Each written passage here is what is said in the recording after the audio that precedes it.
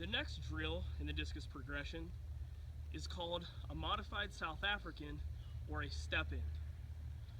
This drill is very much like the pivot, except for we're simply going to add one step onto it. As a right-hander, I'm going to start facing the left sector line. I'm going to start with my left foot in the ring, my right foot out.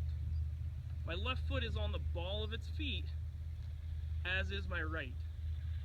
For this throw, much like the pivot, I have two options with my arm. I can either bring the disc high in front of me and move around it, or I can bring the disc high and behind me and keep it there throughout the drill. Here's what the feet look like in the South African or step in. And again, I'm lined up to the left sector line.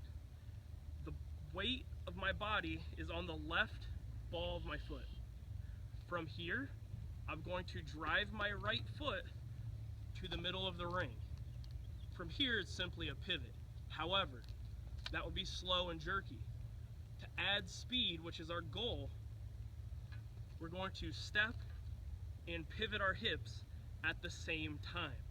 So rather than step, pivot, we're going to step and turn at the same time.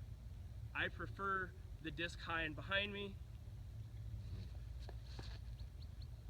Notice again, feet are lined up to the left sector, left lands slightly behind my right to get that block right to the sector lines. Here's it one more time.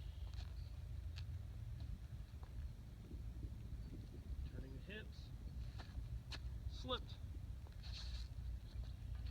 Turning the hips, driving to middle, oh, a little off balance.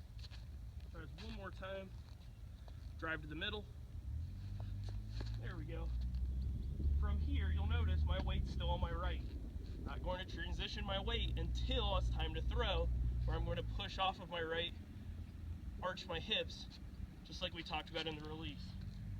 Here's what it looks like at full speed.